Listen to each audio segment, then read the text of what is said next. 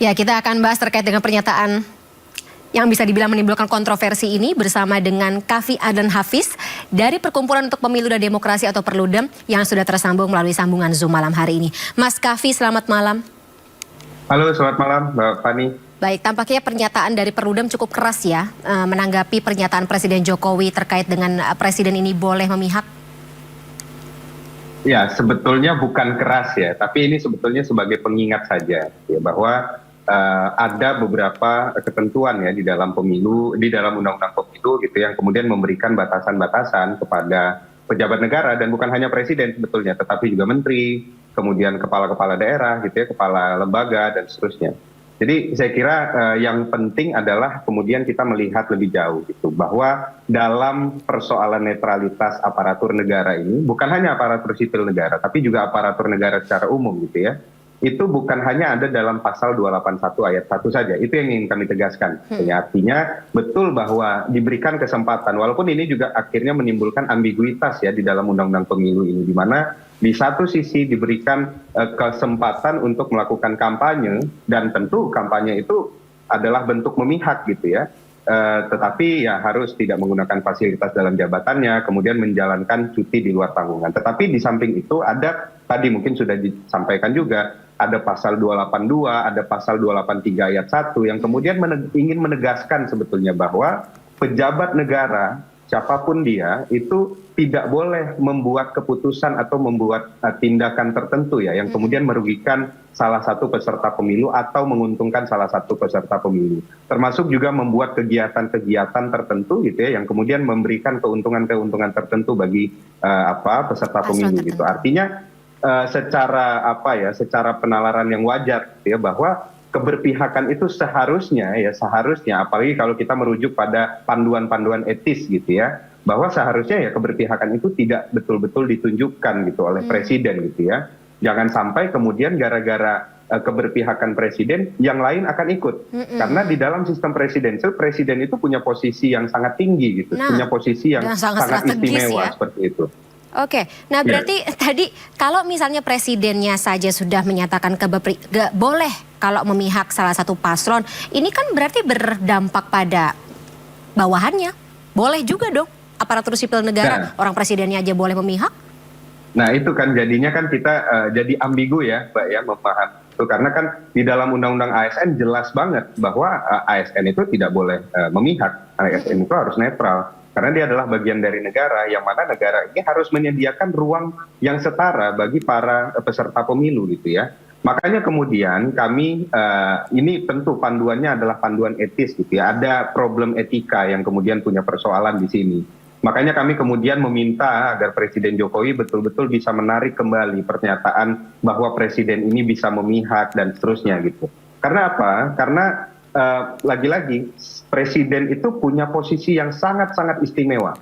Dia primus inter pares gitu ya di dalam sistem presidensil yang kita terapkan hari ini di Indonesia gitu. Jadi ketika pimpinannya saja sudah tidak netral misalnya, atau berpihak itu kan artinya tidak netral gitu ya. Maka bisa jadi ini jadi alasan pembenar di bawah gitu ya. Walaupun mungkin presidennya tidak menggunakan atau tidak mengkanalisasi sumber daya negara untuk pemenangan kelompok politik tertentu. Tetapi lebih jauh gitu, mungkin saja bawahannya yang kemudian tergerak gitu ya. Kita lihat misalnya ada beberapa menteri gitu ya yang juga sudah mengusung gitu ya, atau sudah ikut dalam kampanye dan seterusnya. Belum lagi misalnya kalau kita lihat lebih jauh Pak Zulkifli Hasan misalnya, Menteri Perdagangan, ketika beliau menyampaikan bahwa bansos ini kalian harus terima kasih nih sama Pak Presiden Jokowi kan gitu kira-kira. Nah ini kan ada ada mispersepsi sebetulnya. Ketika ya oke, Anda boleh berkampanye, Anda boleh mungkin saja tidak netral gitu ya, tetapi ketika menjalankan tugas Anda harus netral gitu. Bansos misalnya ya itu punya negara yang kasih, bukan pakai uangnya Presiden Jokowi kan gitu kira-kira. Nah ini yang harus dijadikan panduan yang lebih luas lagi seperti itu, sehingga kita memang betul-betul bisa menjaga dua hal. Yang pertama adalah netralitas negara, sehingga bisa memberikan ruang yang setara lagi-lagi bagi para peserta pemilu, dan yang kedua adalah memberikan kepercayaan publik. Artinya publik itu kita bisa percaya, kita sebagai publik ini bisa percaya bahwa negara memang akan benar-benar menyelenggarakan pemilu yang berintegritas, yang netral, yang jujur, yang adil, seperti itu. Oke, ya berarti presiden sebagai pejabat negara dan juga para kepala-kepala daerah, kepala-kepala desa dan juga pemimpin di kota-kota serta kabupaten yang juga bisa dikategorisasikan atau memang dikategorisasikan sebagai ASN, ya semuanya harus netral ya, tidak pandang bulu ya. Iya, harusnya netral gitu ya, dan menunjukkan kenetralannya. Setidaknya, karena ini kan ada problem etik ya sebetulnya, Mbak. Betul bahwa tadi kami sampaikan juga bahwa ada persoalan ambiguitas di dalam pemahaman kita untuk melihat undang-undang pemilu ini. Karena memang undang-undang pemilu ini satu sisi memberikan kesempatan, di sisi lain meminta harus netral gitu ya. Jadi agak sulit untuk membacanya seperti itu. Tetapi lebih jauh, kalau misalnya memang presiden, kemudian kepala daerah, menteri punya komitmen yang kuat untuk menjaga agar pemilu ini tetap berintegritas, pemilu ini tetap dilegitimasi oleh publik, artinya pemilu ini dipercaya oleh publik, maka tunjukkanlah sikap netral gitu ya. Tunjukkanlah bahwa ya memang tidak ada sumber daya negara yang kemudian dikanalisasi untuk kepentingan kelompok-kelompok politik tertentu. Oke, nah Mas Kavi, kita juga bicara mengenai pasal-pasalnya gitu yang ya saya nggak mau bilang multitafsir sih, karena kan sebenarnya dari 281, 282 dan juga 283 kan ketentuannya cukup jelas, tapi lagi-lagi bisa atau dikhawatirkan bisa menjadi celah sendiri untuk oknum-oknum menafsirkan hal yang berbeda. Tapi kalau kita lihat pernyataan Pak Jokowi ada di mana, ketika beliau sedang melaksanakan kegiatan apa, ini cukup jelaskah perbedaannya? Nah itu kita tentu harus melihat lebih jauh gitu ya, intensi dan seterusnya.